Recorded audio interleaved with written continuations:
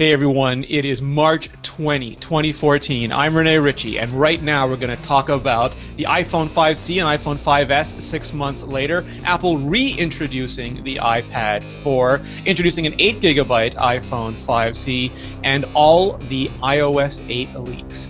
This is the iMore Show. Peter Cohen, how are you? I'm doing well, sir. How are you? I am, the calendar says it's the first day of spring, but I look outside and see nothing but glaciers, so I don't know whether to believe science or my eyes. Well, you do live in the Great White North.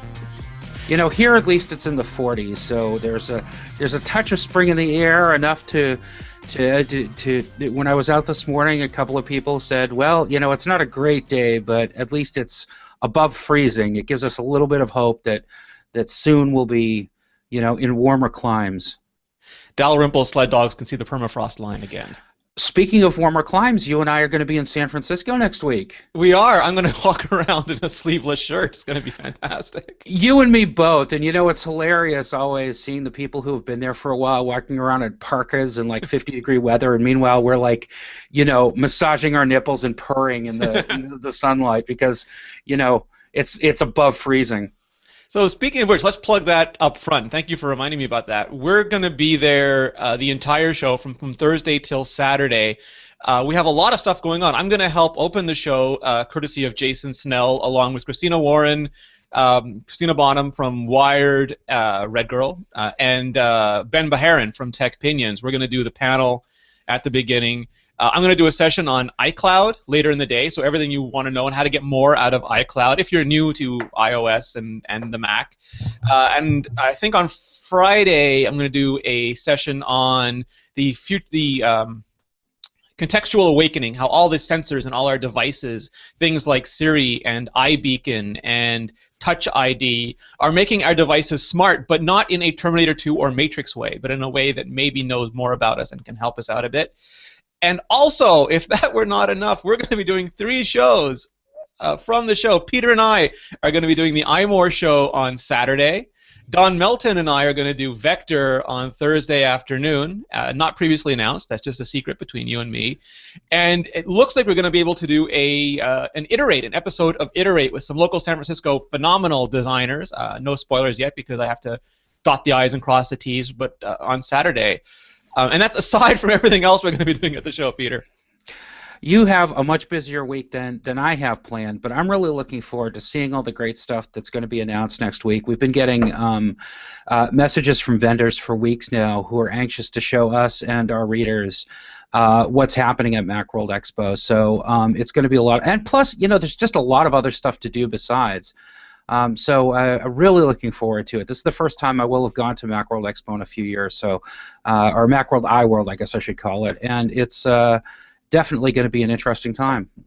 And rumor has it there might even be an Office for iPad announcement happening that very day. Now, this is very interesting, yeah, you know, because Microsoft, Satya Nadella is going to make his first official press conference on Thursday, March 27th in San Francisco, which just happens to coincide with the first day of Macworld iWorld. I'm not saying that we need to draw any conclusions there from that, but the interesting thing is that Microsoft has actually blocked off time the following week for its Build conference in San Francisco. So why they would be jumping the gun and doing an announcement the week before has got a lot of people scratching their head, and they're staying cagey about it, but they are saying that it's got something to do with the cloud and something to do with mobile. So, you know, it should be an interesting press conference one way or the other. Draw what conclusions you may. My personal theory is that he wants to get that out before Daniel Rubino and the Windows Phone Central crew arrive. I wouldn't blame him because, you know, they're not going to have nice things to say about Microsoft Office for iPad. All right, so... in fact, I wouldn't put it beyond Rubino and his crew to actually try to physically block it from being released. A Red Rover line. So, interesting week for Apple. Still no new products, but some variant products and the return of an old product. And the iPad, I think, is less controversial, so we'll start there. And you had a great piece on it, Peter, but basically the iPad 2 is dead. Long live the iPad 4. Oh yeah, I am really, really excited about this. This is great news, I think, for everybody who is in the market for a low-priced iPad, doesn't want to spend $500, but wants a full-sized iPad. Now they can get one for $400. It's a much, much better value than the previous model. Yeah, the iPad, so to set the proper context, the iPad 2 was launched in 2011 in the spring. It does not have a Retina display. It does not have very good cameras at all. It cannot run Siri. The only reason to buy an iPad 2 is if you were one of those schools or enterprises that were cursed with one of those 100 wide 30-pin dock connector charging ports. Yeah, exactly. That, and a lot of institutions, schools and enterprises and so on, standardized on them. So Apple kept them around for 3 years, which in the tablet market, is like keeping something around since the Cretaceous period. In tech years, it's old. Yeah, it is actually more like the Triassic period. We are talking about things swimming in the ocean still. It's a very, very long in the tooth product, so I don't think any of us are really disappointed to say goodbye to it. But what they replaced it with is actually a really nice piece of kit. It's the fourth generation iPad. So this is a machine with a Retina display. This is a machine with a fast processor. This is a machine with decent cameras, and this is a machine that's capable of running iOS 7 in all of its glory. Not only Siri, but several other features from iOS 7 specifically were missing from the iPad 2. So now you've got parity. You've even got a Lightning connector. So, I'm sure that some groups that were getting by with the iPad 2 are going to be disappointed to see it finally vanish from Apple's roster. But for everyone else, it's a nice system, and I have a feeling that it's going to sell well for Apple into the future. The big question that I've got, though, Rene, is how long is it going to last? Is this thing going to have a 3-year run too, or is Apple moving so fast now with tablets that something is going to replace it before too long? Yeah, I find that interesting because it is so much better than the iPad 2. The iPad 2 was so bad that we couldn't recommend it to anybody besides those institutional buyers. And even then, we didn't want them to buy it. The iPad 4, it's not 64-bit. It does have the same screen as the iPad Air. A6X instead of A7 processor. The cameras are technically as good, although there are a few advances in the iPad Air's camera. But for all intents and purposes, the only difference is it's $100 cheaper, but it is heavier and thicker. It is the same price as the Retina iPad Mini now, which makes for an interesting choice because you can get a Retina iPad Mini with an A7 chip and everything for the same price you can get the full-size one. But like you said, it's not so much what it is now, but the longevity. The iPad 2 stayed around for 3 years, and yes, it can run iOS 7, but like you said, with a lot of compromises. Will the iPad 4 be able to run iOS 8? Almost certainly. iOS 9?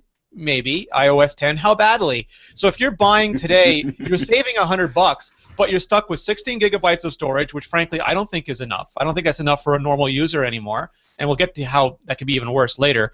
But I also think that you're limiting the lifespan of that device, and I think $100 spread over a year is $12. Spread over 2 years, it's like $6 a month. So if you possibly can, I would still suggest that you make the upgrade to the Air. Oh, sure. I think that there's a solid case to be made for it. A lot more flexibility. Although, the $100 that you're talking about is the delta between a 16 gigabyte iPad with Retina display and a 16 gigabyte iPad Air. So you wash any improvement that you get with storage capacity for just that $100. You have to spend $200 in order to get any difference in memory price. So it becomes a little bit more. But here's the thing. First of all, people who are buying in bulk are going to be looking to save any way they can, and $100 is a big difference between machines. Yeah, and I guess for kiosks it doesn't matter the storage size, right? Exactly. For a lot of other custom purposes too, I'm sure that 16 gigabytes is just fine. The other thing that you have to consider is that the iPad Mini with Retina display, like you said, is $399. It's an even amount, and you've got a much more capable machine. The A7 processor and all that. but it is a smaller device too. And some people don't want the smaller devices because maybe the content that they're looking at specifically doesn't scale very well down to a 7.9-inch screen. Or, many of the customers in the store that I work in are older, and they have more limited dexterity because they've got arthritic hands, or they may have suffered a stroke, they may have some accessibility issues, and they want the larger surface area that a 10-inch tablet provides, a 9.7-inch tablet provides. So for those users and for other special purpose reasons, I still think the iPad with Retina display is going to have a very, very solid niche in the ecosystem for a while. But like you said, it's a question of how long it's going to be and how well it's going to be able to run future operating systems, because Apple is moving at a very fast pace now. So, people ask me my buying advice all the time. Should I buy now or should I wait? What should I spend money on? Buy money on what you can afford, or spend money on what you can afford. Buy what you are looking for, and understand that anything that you buy is going to be obsolete in 6 to 12 months. Yeah, no, that's an excellent point. And Bill Pohl, I get his name right. Bill Pohl, I hope I get that right. Bill Pohl in the chat room is saying that he's pointing out, and this is true. The iPad. This has made the iPad lineup Lightning all the way across now. There are no 30-pin dock connector devices left. Apple does still have dock connector devices in the iPhone lineup, but there's still the non-Retina iPad mini as well for even $100 cheaper than the iPad 4. And it makes for a much more complicated product matrix, and we updated our buyer's guide to reflect that. So previously, you could choose between a large screen or a small screen, so 7.9 or 9.7, and you could choose between Retina and non-Retina. Now, the large screens are both Retina, so your choice is now between small screen and large screen still, but on the large screen, and your choice is between light and heavy, and in the iPad mini, it's still between Retina and non-Retina. So it's probably going to be a little bit harder for you to explain it to a customer. Yeah, it is. It's getting pretty complicated at this point. It's a complicated product matrix. Although, in fairness, Apple really spreads its bets to make price issues as little a problem as possible. There's this pricing spectrum that Apple products exist in, but there are pressure points. There are points of congestion. Like, take a look at the 13-inch laptop segment. It's the most crowded segment that Apple has. You can get a 13-inch MacBook Air for $10.99. You can get the standard MacBook Pro, the MD101 with the hard drive and the Super Drive still for $11.99, or you can spend $12.99 and get the entry-level MacBook Pro with Retina display. So, we're seeing it. Where's my Steve Jobs quadrants when I need them? That's an excellent point. Since Steve's passing, and I hate to say this, it never would have happened under Steve Jobs, but I think that there's some validity to it. Apple's product matrix is getting a lot more complicated than it ever used to be. See, I'm not going to let Jobs off the hook, because it started under Jobs. He started at, they had the different models of MacBooks on the market at the same time, and they started this whole downshifting of devices, which I think made things more complicated. All right, yeah, no, accepted. Absolutely, that's a very valid complaint. So, it is what it is, but I think that that new iPad definitely is going to offer some people who are budget-oriented, and some businesses and some educational institutions, a good opportunity to get a much better piece of equipment that they might get otherwise. Yeah, I think that's the undeniable fact of all this, is if you only have $400 in your pocket that you either can or will spend on an iPad, you are getting a much better iPad for that money this week than you would have gotten last week. Absolutely.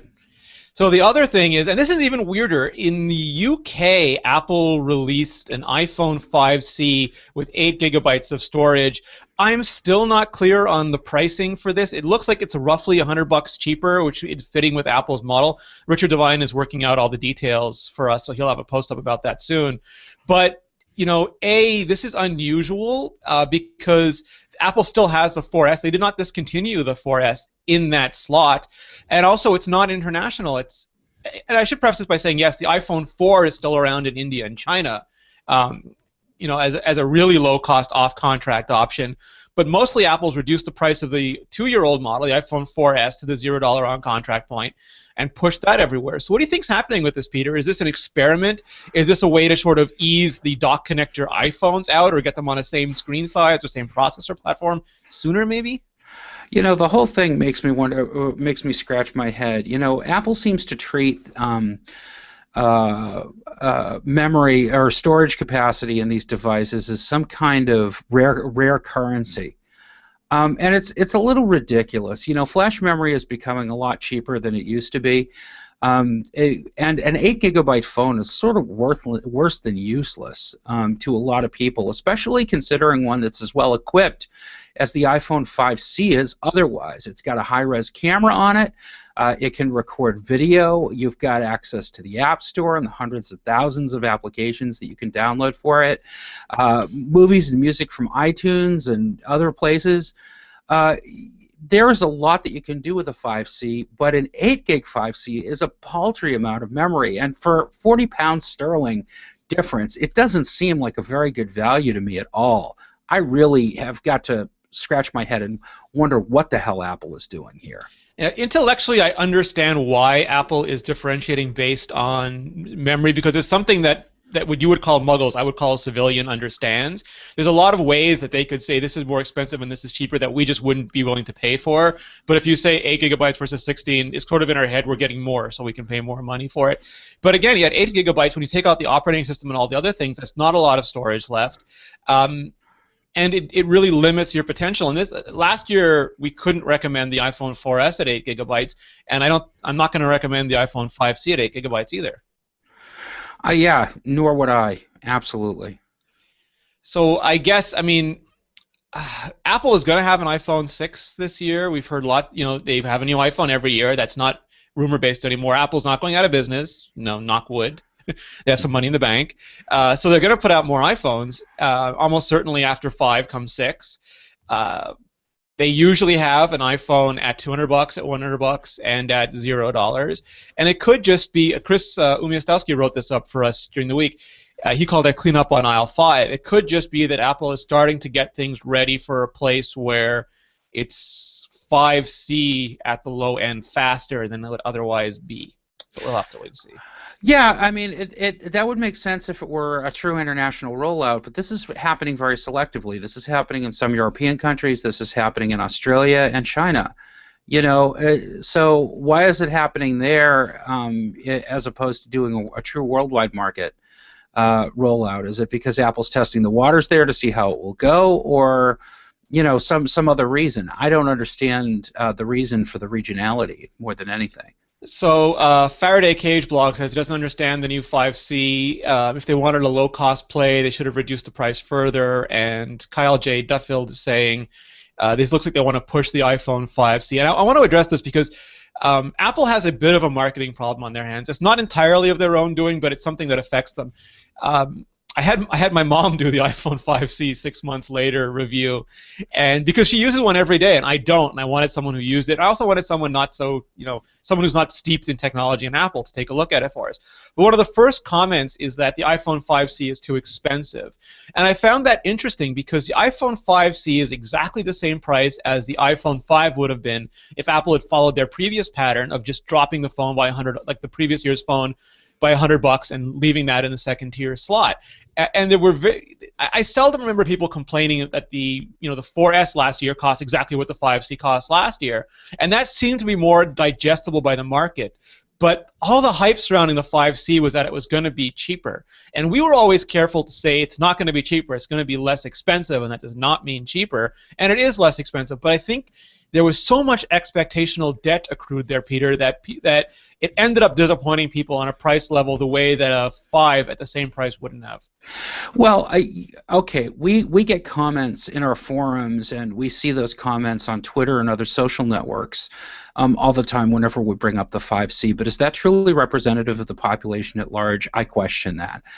What we do know demonstrably, based on the evaluation that many third-party companies have done, is that the 5C, and by Apple's own admission, is that Apple got the mix wrong. Those were Tim Cook's words back in January on the 5S and the 5C. They underestimated the 5S's popularity and they overestimated the 5C's popularity.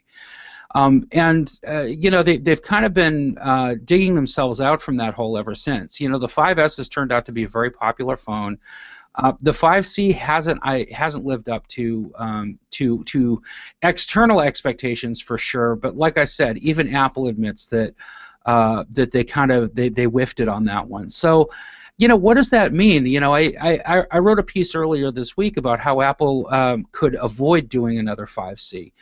You know, first of all, you're absolutely right. I think that the expectations before the 5C was released, as is very typical for the Apple rumor mill, I should add, the expectations exceeded wildly what was actually going to happen. People were guessing that Apple was going to come up with a low-cost phone.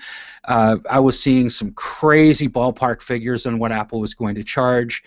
And none of them came true. So immediately there was that disappointment in a certain segment of the population, and I still think that that is being echoed in our forums and story comments and social media and so forth by people who are either in the business or watch the business very closely, people with a vested interest in the outcome.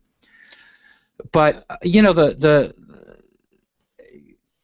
I think the image problem of the 5C is that it's just not as interesting as the 5S is. That's its biggest crime. It doesn't have the cool technology that the 5S does. It doesn't look as cool as the 5S does. You know, it doesn't feel as good as the 5S does in your hand. And I think that when a lot of people walk into a store, you know, especially a lot of Americans who are still buying their phones on subsidized plans, so they're spending a relatively small amount of money up front. They get in the store, they hold the 5C in their hands, they hold the 5S in their hands, and they're like, yeah, I'll spend the extra $100. This phone is cool as hell. I just need my thumb to unlock it. That's neat. Yeah, you know, I'll agree with you completely about the technology, and I've seen a lot of nerds and geeks say, so I'll disagree with you slightly about the look and feel, though, because I've heard a lot of nerds and geeks say, I love the look and feel of the iPhone 5C, but I want Touch ID, I want all that technology. It would have been interesting if Apple had released them both side by side, the same way we've discussed previously about the iPad Air and the iPad Retina Mini, and you could choose based solely on design. I still think you're right. I think more people would have gone for the 5S, but I think the technology barrier, people are just used to new Apple phones having the latest and greatest technology. But the one thing that really struck me, what you said there, is I was having a discussion on Twitter with Guy English and David Barnard about, and I'm going to tangent, I'm going to pull a crazy Ivan here for a second, about the Moto 360. So just to catch everybody up, this week Google announced Android Wear, which is their platform for smartwatches and other wearables. And it's interesting because there's all these rumors about Apple getting into this category, and usually they're all, you know, surrounding or they're manifested around an iWatch. And there's two models that were shown off, an LG G watch and a Moto 360 watch. And the crux of the conversation was that the video, which was renders, not a real product, was unbelievable, Peter. It was this round watch that one moment would look like a classic timepiece that, you know, any watch fan would love to have, and the next moment was a full-on Google Now implementation that would send any geek's heart aflutter. Brilliant screen, and it was there working night and day, and it was so good that it doesn't seem real. Like if Motorola can pull this off, I will buy one immediately sort of technology. Mm-hmm. But my question was, I don't like that kind of marketing because I believe it creates that same kind of expectational debt, because it's the same thing that used to happen with Microsoft and BlackBerry concept videos about the future, is it shows off ideas that don't exist outside of Adobe, you know, After Effects or Final Cut Pro, and your product will look pale and insignificant compared to those, so you're sort of creating your own doom. And I think Apple very wisely avoids those. But what Guy pointed out is not only does this set expectations for Motorola, because if their watch comes out and it's, you know, the screen doesn't look that good and the battery life sucks, yes, that's bad for Motorola, but it's also as an industry setting expectations that nobody, maybe even Apple, could meet with an actual watch-style device. Yeah, and you know, we've seen this already. The rumor mill about an iWatch has been in such high gear for so long. You know, people are taking all sorts of guesses about what exactly the iWatch is going to be, and I fear that if and when an Apple wearable comes out, it's just not possible to live up to the hype that's already been created. So that expectational debt problem that you're talking about is a very real thing, and I'm not sure what to do about it, because you can't expect people to stop thinking or stop imagining. It was just interesting, and I had this discussion with Mark Gurman from 9 to 5 Mac recently, is that it's that pressure on Apple to deliver quote-unquote new product categories that is a complete invention of Wall Street and technologists, because as we know, Apple went from 1984 with the Mac to 2000, and what was it for the iPod? It was 2001. Something like that. Yeah, it was 2001. That's right. 2001. That's a long time between major product categories. Then they went from 2001 to 2007 with the iPhone. The iPad is sort of a big iPhone. I mean, it is the same style of product. Yes, it's a tablet, a different category, but it's not a phenomenal shift in user interface the way the other one was. Those things do not come frequently, but Apple's being treated like a Hollywood movie studio where they're only as good as their latest. If they don't have a blockbuster that year, they're terrible. If they do have a blockbuster, it's boring. Whatever, but Apple actually played into that this year by saying we will have new product categories. They sort of rose expectations themselves, and it's March now, and there haven't been anything yet. And I think that also increases the pressure on, are they going to do an updated Apple TV? Are they going to do a television? Are they going to do a watch? Not only are we starting to demand maybe the impossible, but they're starting to egg us on a little bit in those demands. Indeed. And I'm not sure how to handle that, because I would rather Apple take, and I'm going to echo, I know I'm not the first person to say this, I would rather Apple take their time and make great products than worrying about getting products to market faster. I understand that iOS 7 is the way it was because Apple is stuck in having to release a new iPhone every year. That's a pattern that's established. People expect it. Their sales cycles depend on it. There is no pressure to release a new Apple TV. There's no pressure to release an iWatch. There's no significant competition. There's no established players. No one has proven those product categories. I hope they don't succumb to that, and I hope they wait until those products are really good and really ready before they release them. Indeed. Like with the Apple TV, for example, if you take a look at the Apple TV's release schedule in the past, the first, second, and third generations, it's pretty clear that Apple has, gone by its own timetable as opposed to anybody else's. Now we're seeing the TV space get a little bit more crowded. Roku is doing its own thing, but now you've got Chromecast in the mix too, and Google is certainly the Amazon thing. Right, exactly, and Google is certainly trying to make some hay with that right now. So, I'm sure that there's a little bit of external pressure, but external pressure has never really been something that Apple has responded to. Apple seems very fixated on developing products based on its own schedule and getting that stuff out to market when it thinks it's ready with a product that can be really game-changing. So, we just kind of have to accept that Apple is working on its own schedule on things, and that no matter which analyst complains about it, no matter what Wall Street has to say about it, Apple is going to do what Apple is going to do. Oh, that's so classic a movie line, Peter. Yeah, I think that's absolutely right, but I think looking at it through the lens of Android Wear is interesting. So, this is a version of Android that's optimized for wearables, and by wearables, right now it looks like they mean watches. And these are very classic watch-looking products. There's Google Now is one of the primary interfaces, and that makes sense. I don't think it's any accident that both Apple and Google went with card-based interfaces for a lot of their current apps and interfaces. I think those are highly portable, and when you start wanting to put your product onto wearables, into cars, and onto very different size screens, the ability to push cards around is super handy. So I definitely think that there was method to that madness. Mm-hmm. Putting Google Now on a watch is going to appeal to a lot of people. Not everybody, and I've used this example before. I have a friend at a hospital, and she loves the Pebble because she walks rounds. Women typically don't have a lot of pockets on their clothing, bad clothing makers. She has a lab coat, but a phone or a lab coat kind of drags it down, so she can just leave that on the desk, walk around, and get her notifications. And that's a real need that's being filled for her, and that would probably be filled by a device like this that just can push those cards around. I'm not sure Apple needs to make a watch, and I've always been careful to say that when we talk about an iWatch, we should think about it the same way we talk about an iPhone compared to a phone. It's just a little icon on the screen, and arguably it looks nothing like what Alexander Graham Bell had in mind when he invented the darn thing. So I'm curious. I forget who just said it in our chat room. Neil. It was either Neil or somebody said they don't wear watches, or they... Let me just find it here. Anyway, that's the classic argument that people of our generation don't wear watches anymore. And I'm just curious, is a watch at all compelling to you, Peter? I mean, if you had everything you had on your phone in the watch, or is that just not the product Apple's going to make? The way that you just described it from your friend who works in the hospital, where she can leave her phone on the desk and walk around, doing rounds or whatever with a device on her wrist that will keep her notified of what's on her what's on her phone, is actually kind of appealing to me. Now, the use case is very different. I'm a home worker. I've telecommuted now since 1999. So, I've been doing this for 15 years, but I'm frequently away from my phone. I don't keep my phone in my pocket. I usually keep it plugged in and charging when I'm home.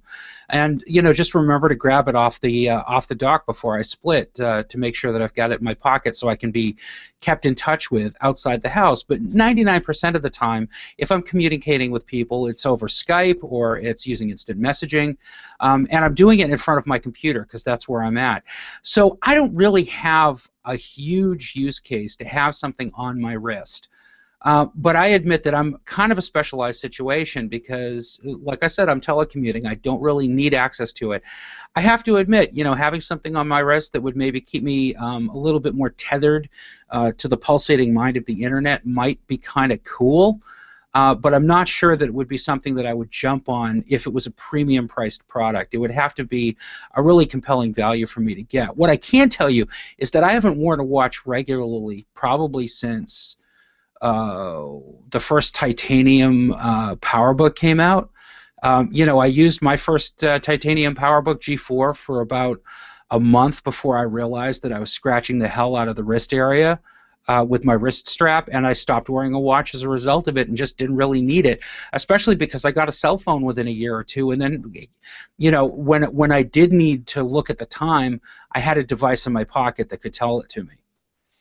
That's exactly right. It's making me smile because I'm just going through my head all the different sort of theories on what an iWatch could be. And everyone says, the iPhone, people thought the iPhone was going to be an iPod with a rotary click wheel dialer on it. But you've got people who think that it will be basically an updated version of the square iPod Nano with a strap on it. So you'll have a very similar to, a very known experience. Some people think it'll be exactly the opposite, sort of a Nike-style fitness band with a curved screen. Craig Hockenberry recently theorized that it might just be a ring that blinks at you if you've got something. There's all of these sorts of different ideas, and typically with Apple, it's no one can guess what it is, but then it looks completely obvious in hindsight. But it's going to be interesting, and primarily I'm going to shift focus to the iOS 8 stuff because of some of the stuff we're seeing with iOS 8. And there was a lot. Mark Gurman from 9 to 5 Mac killed it on the iOS 8 stuff last week. And just to sort of sum up, a lot of this makes sense to me. So iTunes Radio as a separate app makes a lot of sense to me because they've been decoupling the music app. They pulled podcasts out of it. They pulled iTunes U out of it. So I think iTunes Radio out of it, Peter, I don't know if it's likely, but it makes a lot of sense.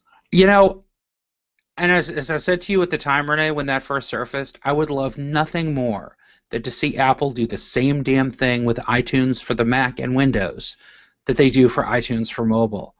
Make it just a music app and take everything else out of it because it's a bloated pig that I hate. The also maps, and again, we've heard about part of this for a while, the transit directions, returning to it. I think we spoke about some of this last week because it came out early enough. The newer stuff are actual images of HealthBook. Now, I'll preface this once again by saying my understanding of how Apple works on these things are every year the executives, which like the Phil Schiller types, push down features that they believe they need to sell the iPhone for the next year, like the features that they want, the executive feature request set. But also Apple engineers can sort of say, I've got this idea for a great feature and pitch it as well. And I like that because it means that there's a lot of minds thinking about it and there's a shot for anybody to sort of get a great idea in there. And then it all goes in a big pile and Craig Federighi and the VPs go through it and they sort of pick what stuff makes the most sense for Apple given the time and resource constraints that they have.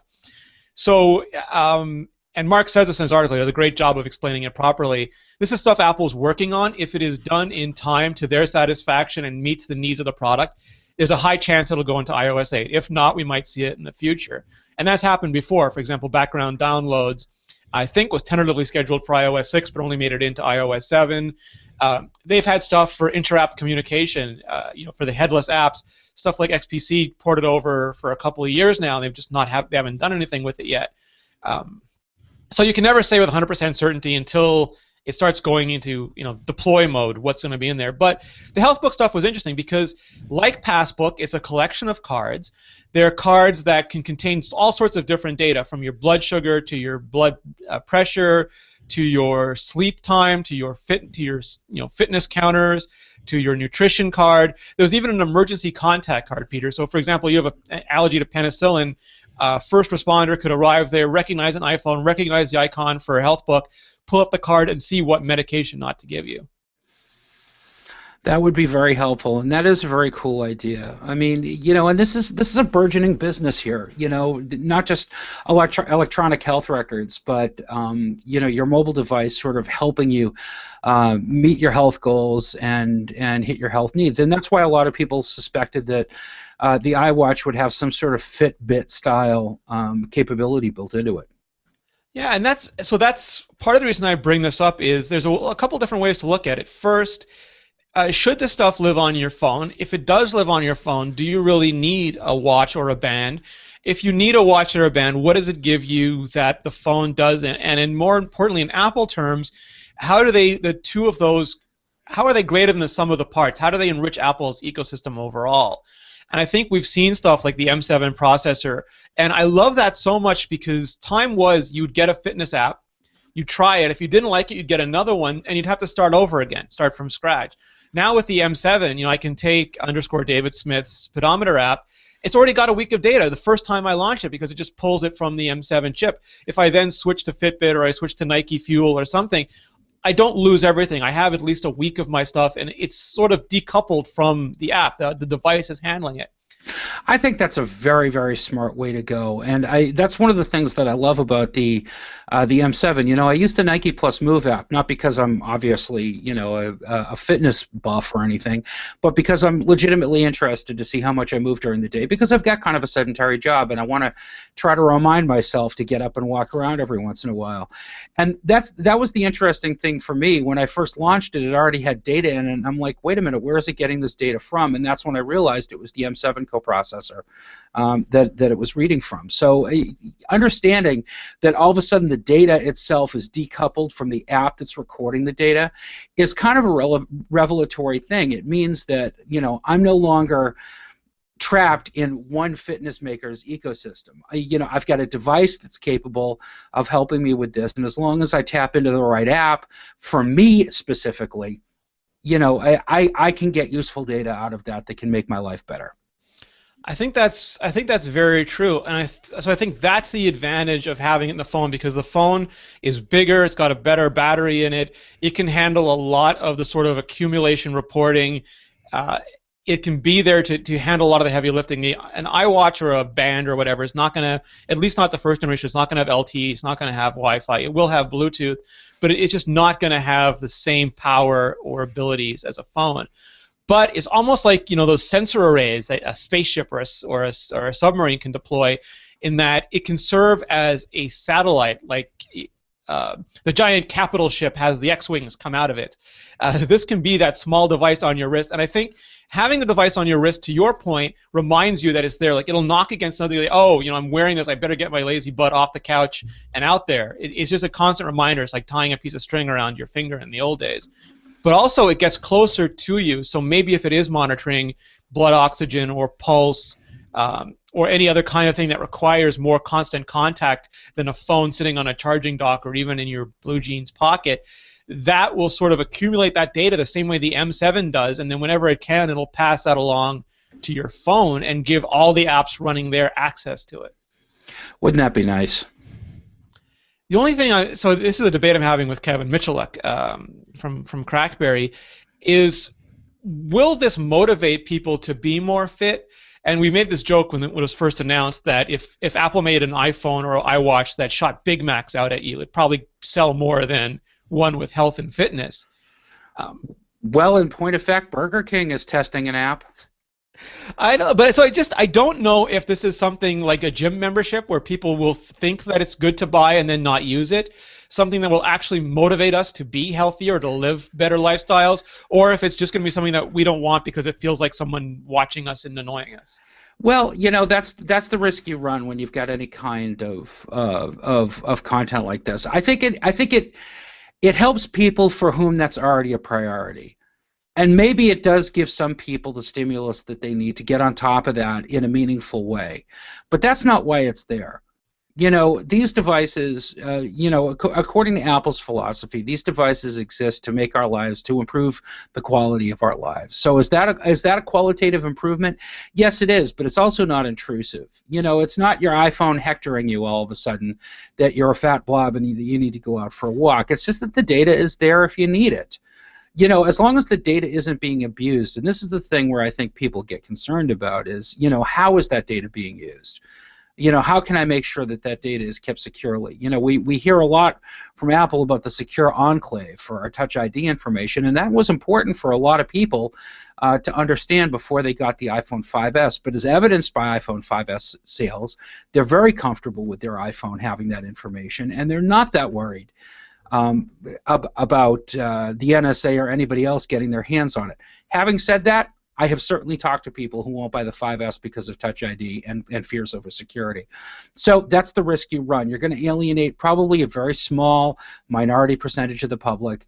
But for the most part, I think people recognize that it's there to improve things, not to make things worse for them. I think that is absolutely true. I've got people who are telling me the same thing. I mean, I still have friends who won't unlock my iPhone now because they're afraid the NSA is going to get their fingerprint when they touch the screen. And for me, it's closing the barn doors after the horse gets out. It's like, I'm sorry, do you have a Facebook account? Are you on Instagram or any other social network? Oh, you have are? Traveled across the border? Right, exactly. Do you have an ID? Have you ever put your social security number down on anything? Well, guess what? And I don't mean to sound flippant about it, but I think that people kind of lose the forest through the trees sometime on this stuff, and they see that as a palpable danger, but not the other 99 things that they do in the course of the day that are greater security risks. Yeah, no, I think you're exactly right, but I do think, and we repeated this a lot, that you have to carefully walk people step by step through this. You can't throw too much of it at them at one time. But I think that dovetails nicely into how long it takes to mature these technologies. And I've harped on this a lot, so I'll keep it brief. But again, the iPhone that launched in 2007, night and day compared to the iPhone we have now. The iPad that launched in 2010, night and day compared to the iPad we have now. Those devices have grown up with us, not just because Apple is careful in adding things step by step, but because technology won't allow them to get where they want to be any faster anyway in many cases. And I think the iWatch will be the same way. I think a lot of the stuff we're seeing, some doctors will tell you it's not possible. I don't think Apple cares what's possible. I think they care more about what will be possible. And because they work 2 years out, 3 years out, 4 years out, because they're already working on the 2017 devices, a lot of this stuff makes sense when seen over the course of that history. Right, yeah, I think that makes a lot of sense. So one of the other things, and I want to loop back around to the health stuff in a minute, but one of the other things is and I don't know if we talked about this last week because it was about the same time last week that it was announced, is leaks from images that show, preview and text edit icons on the iPhone. These are just dummy icons. These aren't the final icons. These are just, someone quickly threw these onto the iPhone. They'll get iOS 7 icons if they ship. But these aren't full-fledged apps, Peter. These are windows into the iCloud model, and it once again shows me how broken that model is because it is still app-based, and there's no central repository for those apps. So the thesis is you'll have preview and text edit on iOS, and you'll be able to use them to view documents that you created in text edit or preview on the Mac, but to edit them, you'll have to throw them either into iBooks for the PDFs or Pages for the documents. That sounds like a nightmare. Just make files.app. I've been begging you, Apple. You have the Photos app. Make the same thing for files. There's an app called Files. I press it. I see every iCloud document sorted by type, and any app can call that repository through a document picker. So, for example, if I write something in TextEdit, I can open it up in AI Writer or anything that's hooked into iCloud, and I no longer have to worry about deleting an app, making the documents I created in that app no longer available to me. Exactly. Yeah. I mean, individual file management in iOS apps vis-a-vis iCloud is still touch and go. It's still touch and go. I don't know that Apple has really gotten the cloud yet when I see how it's handled.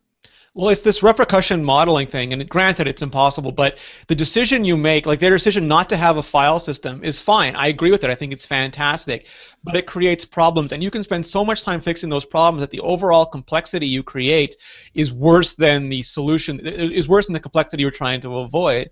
And I think in this case, don't have a file system, absolutely, but have that window into iCloud storage that any app can access. And I think then you have the best of both worlds instead of having, right now, frankly, in a lot of cases, the worst of both worlds. Yeah.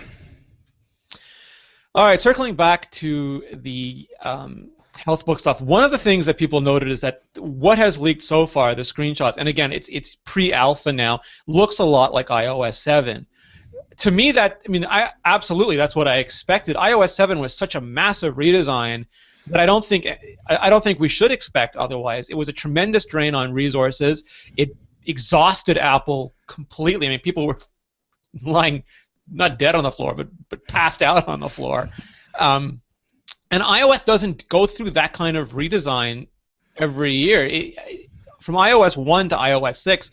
Was incremental increase in textures and skeuomorphism and stuff like that. iOS 7, I think, if anything, we'll see the same as we saw with iOS 7.1, which is more of like a refinement and a finishing. Yeah, I brought up the analogy last week, I think, that iOS 6 to iOS 7 was a little bit like classic Mac OS to OS 10. It brings the operating system into much more of a modern look and feel than we had before. But people shouldn't be expecting to see a complete iOS or OS 10 makeover every year. That's not going to happen, folks. That's not going to happen. But it does raise the interesting question about what that means for OS 10, because Apple did that back to the Mac event where they deliberately said that they were taking elements from iOS and making them not the same on OS 10. They were not merging things. They were not converging them by any sense, but they wanted to make people who bought iOS devices more at ease, more comfortable if they migrated to the Mac. And because of that, names of applications changed and the design changed. They got the same, stitched leather and green felt and stuff of iOS. Now they've stripped a lot of that out, but OS 10 no longer looks like iOS 7. My understanding was that they just simply didn't have time last year to do that. iOS 7 itself was such a big project, so many people had to get diverted to it that there was no bandwidth left to do much with OS 10 design. So does it make sense to you, Peter, that OS 10, 10.10, whatever it ends up being called, will look more like iOS 7? I know Dave Wiskus has said he thinks it'll look like iCloud.com, which is as close as you can get to iOS 7 on the Mac right now, but is it an advantage to people to have that sort of consistency?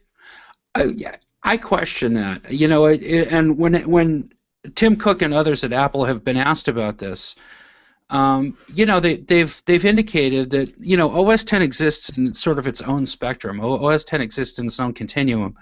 It doesn't necessarily have to look and feel like iOS in order to be fully functional for the kind of devices that it runs on and for the purposes for which it's used. I think Apple fully recognizes that there's a lot of benefit in having a complete ecosystem that works between OS 10 and iOS seamlessly. So, PhotoStream, for example, when I open iPhoto, I see the last 1,000 photos that I've taken, regardless of what device I've taken them on.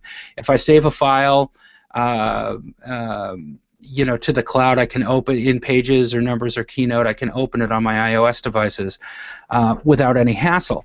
Apple and Maps and iBooks and so on. There's so many examples of this sort of end-to-end ecosystem continuity between OS X and iOS that's really opened up, especially since the release of iOS 7 in Mavericks.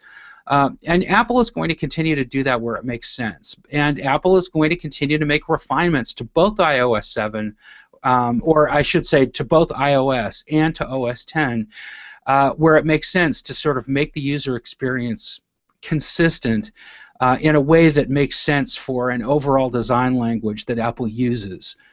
But I don't see an inflection point. I don't see the singularity where all of a sudden the two experiences become inseparable from one another. Maybe I'm just being a bigoted old Mac user by saying that, but I really don't see it happening. There won't be a Back to My Mac event 2.0? Well, there won't be a now we're all working for this, or now we're all in the same ecosystem thing. No, I don't think so. No, I think there's pros and cons both ways. I think you absolutely have to let the Mac be the Mac, but I think where you can and it makes sense and it fits, having someone who owns an iPhone or iPad sit down at a Mac and feel comfortable, familiar, and to sort of de-stress that experience for them helps Apple sell more Macs.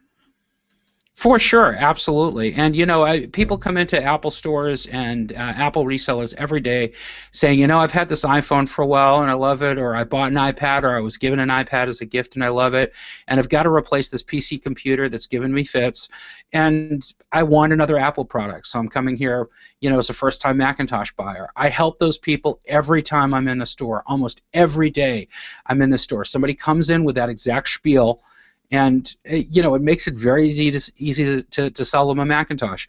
One of the first conceptual hurdles that you've got to get them over is that the Mac isn't an iOS device, because a lot of them come in thinking, oh, well, I've downloaded all these great apps for my iPhone, I'm going to be able to run those on the Mac now.